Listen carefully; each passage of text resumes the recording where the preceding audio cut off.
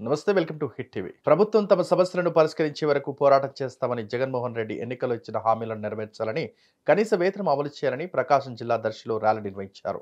అనంతరం దర్శి ఎంఆర్ఓకు వినతి పత్రం అందజేశారు. ఈ సందర్భంగా అంగన్వాడీలు మాట్లాడుతూ కనీస వేతనం అమలు చేయాలని, రిటైర్మెంట్ అలవెన్స్ ఇవ్వాలని కోరారు. తాము శాంతియుతంగా ధర్నాలు, ర్యాలీలు చేస్తున్నామని, తమపై అధికారులు బెదిరింపు చర్యలకు దిగుతున్నారని, మా సమస్యలు పరిష్కరించే వరకు దీక్షలు విరమించేది లేదని తెలిపారు. దర్శి సిడిపి ఆఫీస్ దగ్గర సమ్మె చేస్తూ ఇక్కడ తహసీల్దార్ ఆఫీస్ దగ్గరికి వచ్చి మా యొక్క డిమాండ్స్ని తహసీల్దార్కి విన్నవించాము.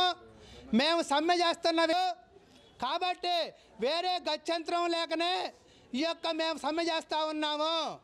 ముఖ్యమంత్రి గారు గత ఎన్నికల్లో 4.5 సంవత్సరాల క్రితము తెలంగాణ కంటే 1000 రూపాయల వేతనం ఎక్కువ ఇస్తా అని చెప్పేసి అంగన్వాడీ తల్లులకి, చెల్లెలకి, అక్కలకి హామీ ఇచ్చారు.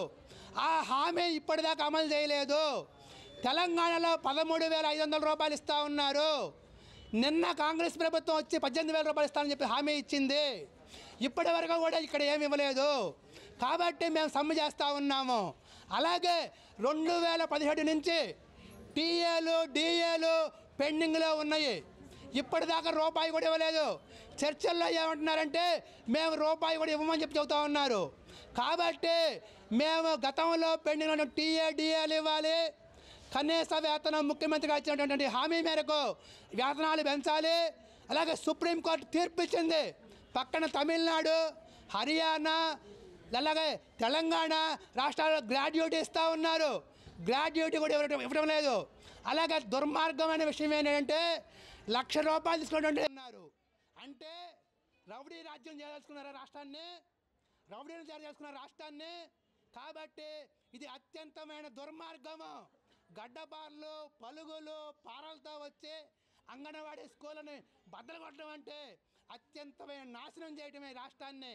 కాబట్టి మేము చెబుతా ఉన్నది అంగన్వాడీ వర్కర్స్ యూనియన్గా, సిఐటియుగా మేము అందరము వాళ్ళకి అండగా ఉంటాము. ఇంకా రాజకీయ పార్టీలని, ఉద్యోగ సంఘాలని, ప్రజా సంఘాలని, అనేకమైన దళిత బహుజన సంఘాలన్నింటినీ కూడా ఐక్యం చేస్తాము. ఈ అంగన్వాడీ ఉద్యోగులకి అండగా ఉంటాము, పోరాటాన్ని విజయం చేస్తామని చెప్పేసి, అలాగే ఈ మాస్ డిమాండ్స్ ఏమైతే ఉన్నాయో ఈ డిమాండ్స్ ఒప్పుకునేదాకా మా కుటుంబ పరిస్థితులను బట్టి మేము ఈరోజు రోడ్డు పాలయ్యాము. అందువల్ల ముఖ్యమంత్రి గారు అక్క చెల్లెమ్మలకి మేమేదో చేస్తాము, రేపటి రోజున నేను ఎన్నికల్లో గెలిస్తే నేను ఖచ్చితంగా మీకు రిటైర్మెంట్ బెనిఫిట్స్ ఇస్తాను, అదేవిధంగా మీ జీతాలను 18,000 చేస్తాను అని చెప్పి హామీ ఇవ్వటం వల్ల ఈరోజు మేము రోడ్లు పాలయ్యి ఉన్నాము. మీరు ఒక్కసారి మమ్మల్ని గుర్తించి అంగన్వాడీలను చిన్న చూపు చూసే విధంగా తయారయ్యారు. ఈ రోజుల్లో ఎందుకు అలా తయారయ్యారో తెలియదు.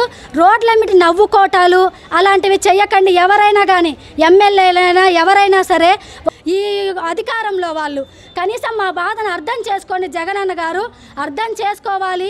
మీ అక్క చెల్లెమ్మలు అనుకోండి, మీ చెల్లెలకి పెంచినాను అనుకోండి. నిన్నగాక మొన్న జాయిన్ అయినటువంటి సచివాలయ ఉద్యోగులకి ఒక 1 ఇయర్ కాకముందే ధర్నా చేస్తే 33,000 తీసుకుంటున్నారు. ఈరోజు వాళ్ళు వెల్ఫేర్ కానీ, ఎవరైనా మహిళా పోలీసుకి కానీ ఏం వర్క్ ఉంది? మేము బడి పెట్టకపోతే ఏం వర్క్ ఉందని మేము అడుగుతున్నాం. ఈరోజు మహిళా పోలీసులు కానీ, వెల్ఫేర్లకు కానీ ఏం హక్కు ఉంది? వాళ్ళకి ఏమీ లేదు. కానీ ఈరోజు మరి తాళాలు పగలగొట్టడానికి వాళ్ళు వచ్చారు అంటే ఎందుకు వచ్చారు అంటే మేము మహిళా పోలీసులు కూడా అలసయ్యామా? గత 45 సంవత్సరాల నుంచి అంగన్వాడీలలో ఉన్నారు. మరి నిన్నగాక మొన్న వచ్చారు.